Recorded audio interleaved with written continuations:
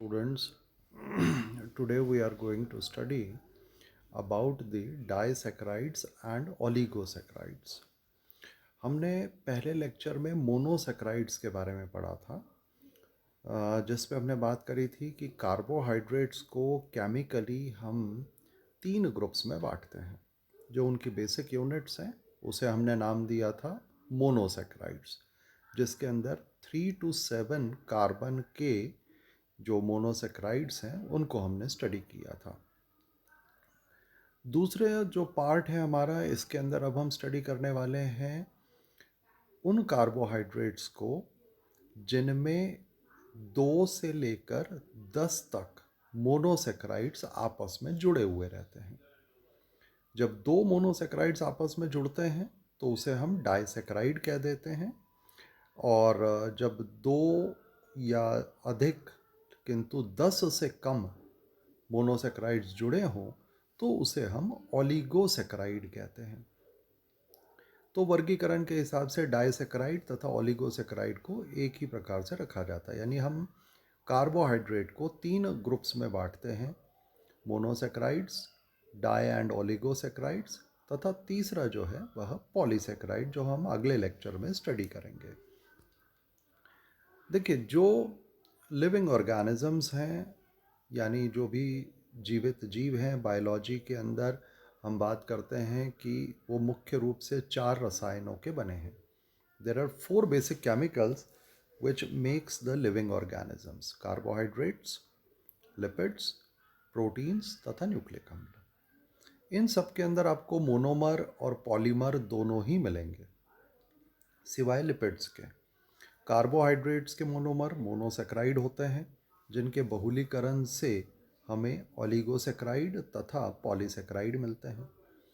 Proteins की जो basic unit है वो एमिनो एसिड्स हैं, जिनके पॉलीमराइजेशन से प्रोटीन्स का निर्माण होता है।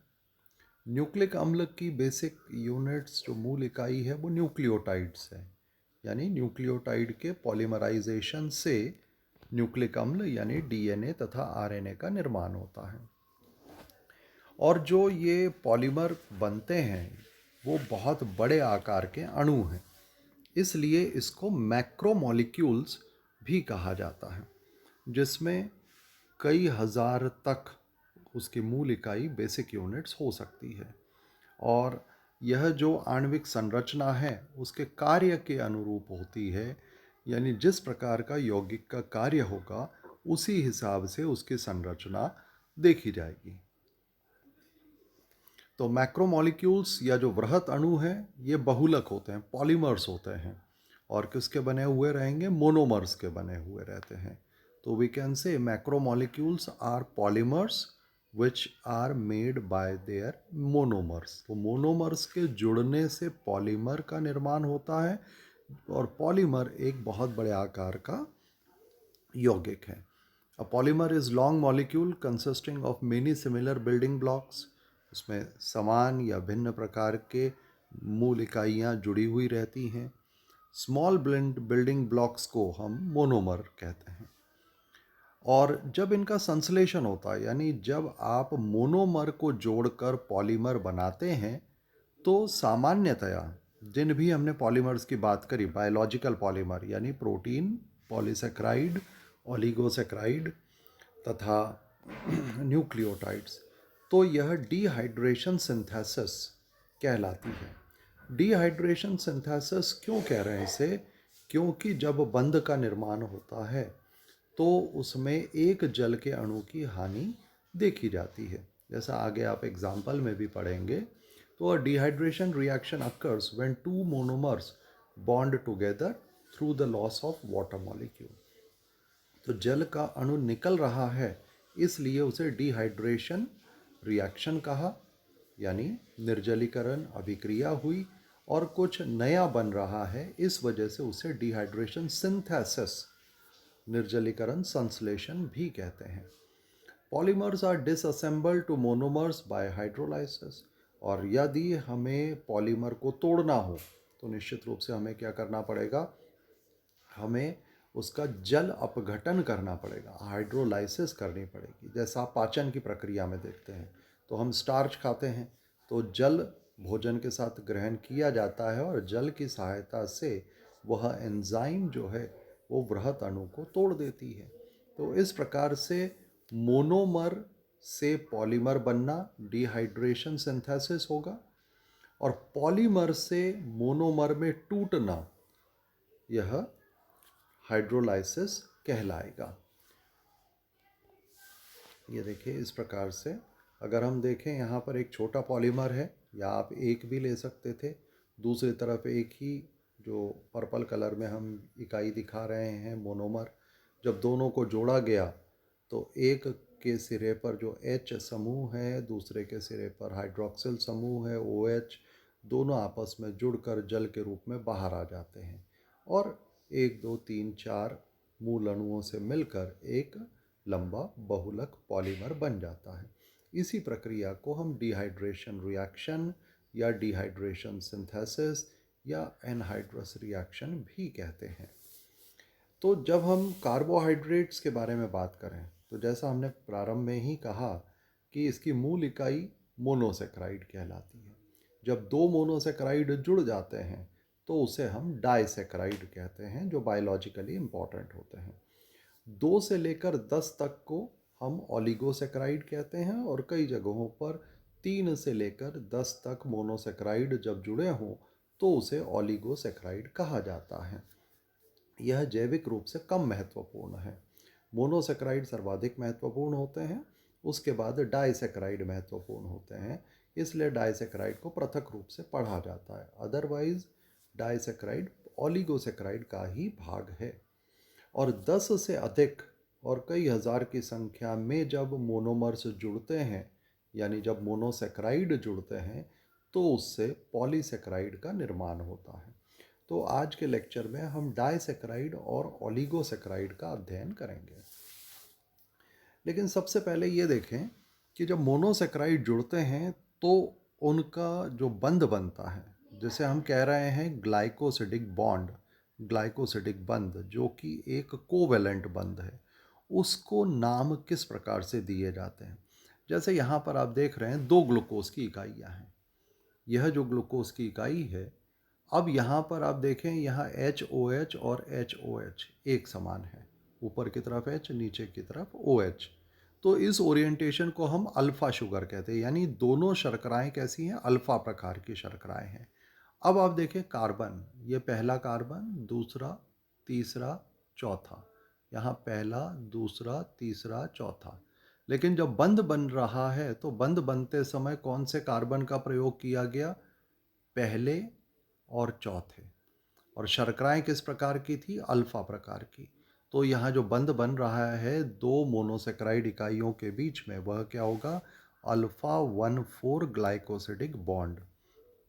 इसी प्रकार से अन्य भी बंध बनते हैं, जैसे अल्फा 1,6 ग्लाइकोसिडिक बॉन्ड बन सकता है, बीटा 1,4 बनता है, बीटा 1,6 बनता है। जो 1,1 ग्लाइकोसिडिक बॉन्ड है वह भी हमें कई शर्कराओं में देखने को मिलता है। 1,2 ग्लाइकोसिडिक बॉन्ड सुक्रोज में अभी आप पढ़ेंगे। 1,4 तथा 1,6 सर्वाधिक सामान्य ग्लाइकोसिडिक बंध होते हैं। ये देखिए इस प्रकार से जो अल्फ़ा और बीटा शर्कराएं, जो कि उसके एनोमरिक कार्बन पर निर्भर करता है। तो जैसा आप देख रहे हैं यहाँ पर सेलुलोज के अंदर जो दोनों शर्कराएं ग्लूकोज हैं वो बीटा शर्कराएं हैं। तो बीटा शर्करा होने की वजह से यहाँ जो बंध बना वह बीटा 1,4 ग्लाइकोसिडिक बॉन्ड है। इसी प्रकार से दूसरी जो शर्करा है स्टार्च तथा ग्लाइकोजन, इसमें अल्फ़ा 1,4 ग्लाइकोसिडिक बॉन्ड बना। यानी ग्लाइकोसिडिक बंध का नामकरण 2 बातों पर निर्भर करेगा। एक, शर्करा का प्रकार, अल्फ़ा शुगर है या बीटा शुगर है। यह अल्फ़ा तथा बीटा मोनोसेक्राइड वाले लेक्चर में आपने एनोमर के रूप में इनको पढ़ा था।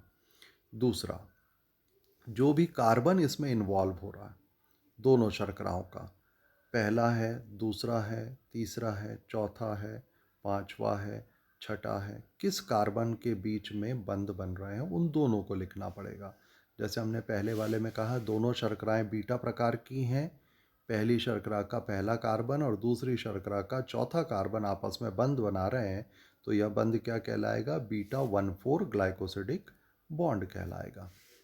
अब हम लें जो महत्वपूर्ण डाइसैक्राइड्स हैं। डाई का अर्थ हुआ दो, दोनों के बीच में कंडेंसेशन रिएक्शन यानी डिहाइड्रेशन रिएक्शन हुई, तो दो मोनोसेक्राइड जो हैं वह ग्लाइकोसिडिक बंध बनाएंगे, जो कि बेसिकली एक ईथर बंध है। और तीन या चार महत्वपूर्ण डाइसैक्राइड होते हैं। तीन सामान्यतया हम पढ़ते हैं।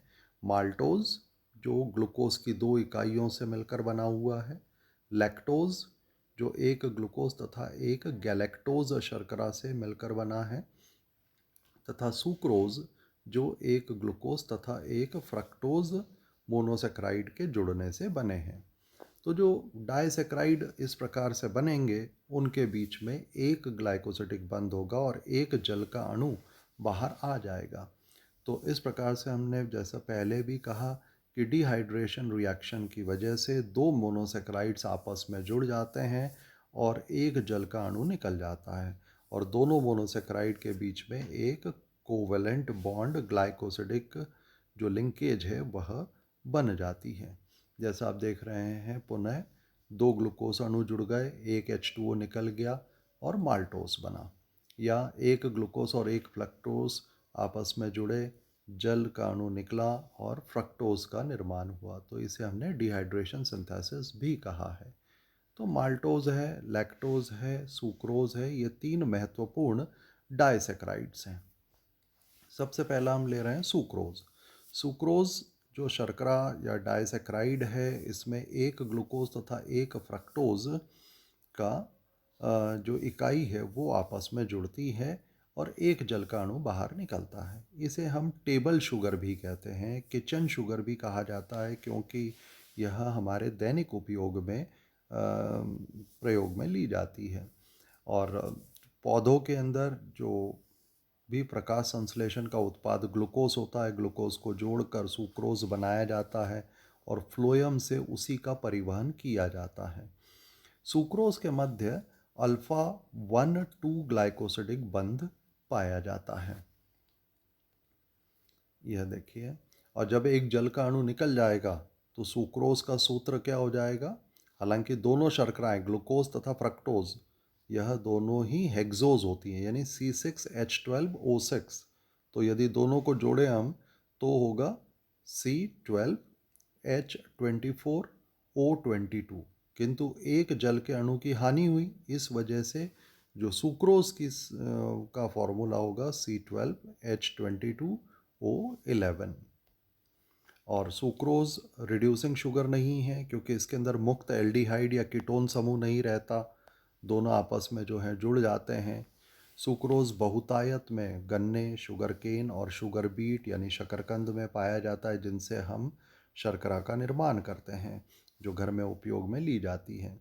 जो मैपल सिरप है, जो कई मिठाइयों वगैरह में मिलाया जाता है, उसमें 65% तक सुक्रोज होती है और अलग से फ्रक्टोज होता है। इसी तरह से कैरेमल, जो आपने कई टॉफ़ीज़ वगैरह में, कई चॉकलेट्स में देखा होगा, उसे भी सुक्रोज को गर्म करके बनाया जाता है। सुक्रोज को ही इन्वर्ट शुगर भी कहते हैं, लेकिन यह सुक्रोज के अम्लीय कंडीशन में, एसिडिक कंडीशन में इसकी जल अपघटन से इसको प्राप्त किया जाता है, और यह सुक्रोज की तुलना में थोड़ा अधिक मीठा होता है। और जो शहद है उसके अंदर भी सुक्रोज की मात्रा अच्छी प्रकार से पाई जाती है, और उसमें भी सुक्रोज के साथ साथ फ्रक्टोज उपस्थित होता है।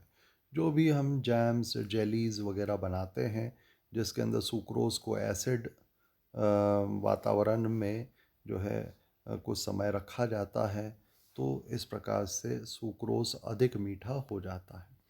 दूसरी शर्करा है लैक्टोज, जो सेकंड हमारा डाइसैक्राइड है। लैक्टोज का निर्माण गैलेक्टोज तथा ग्लूकोज से होगा, तो दोनों के बीच में पुनः एक ग्लाइकोसिडिक बंध बना, एक जल का अणु निकलेगा। इसके अंदर दोनों डी जो डेक्स्ट्रो रोटेटरी ग्लूकोज है, और जैसा आप देख रहे हैं अल्फ़ा 1,4 ग्लाइकोसिडिक बंध है, किंतु यहाँ पर बीटा शर्करा है, जैसा आप यहाँ पर नोट कर रहे हैं, ये बीटा, और ये पहला कार्बन, ये चौथा कार्बन। तो इस प्रकार से इसके बीच जो ग्लाइकोसिडिक बॉन्ड होगा वो कौन सा रहेगा? Beta 1,4 glycosidic bond. ठीक। तो लैक्टोज यह मैमल्स की विशेषता है, दुग्ध शर्करा या मिल्क शुगर इसे हम कहते हैं, और यह लगभग 5% गाय के दूध में होती है। मानव के दुग्ध के अंदर जो है 7% तक जो लैक्टोज है वह पाया जाता है। और लैक्टोज केवल मैमल्स के अंदर ही होगा, क्योंकि मैमल्स के अंदर मेमोरी ग्लैंड में नवजात जो बच्चे हैं उनके पोषण के लिए इसका संश्लेषण किया जाता है।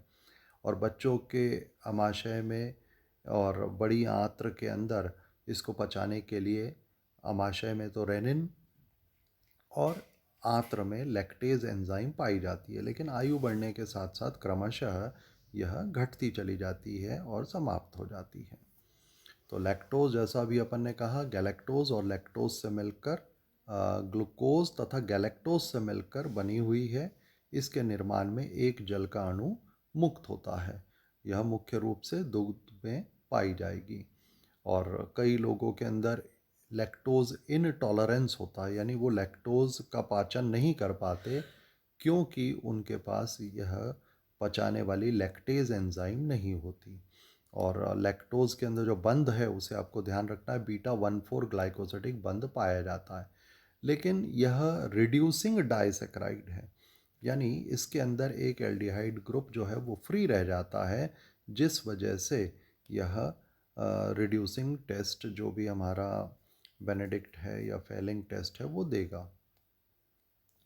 तीसरी शर्करा माल्टोज, जिसे हम माल्ट शुगर भी कहते हैं, यह मुक्त रूप से तो नहीं पाई जाती, किंतु स्टार्च के पाचन से, चाहे वो अंकुरित हो रहे बीजों के अंदर हो या हमारे आहार नाल में जब स्टार्च का पाचन होता है वहाँ पर अगर हम देखें, तो अमाइलेज जो एंजाइम है वह इसको पचाने का कार्य करेगी।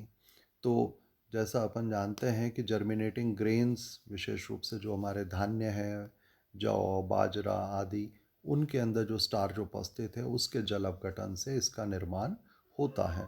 और इसके अंदर भी आप देख रहे हैं दोनों शर्कराएं जो हैं अल्फ़ा प्रकार की हैं।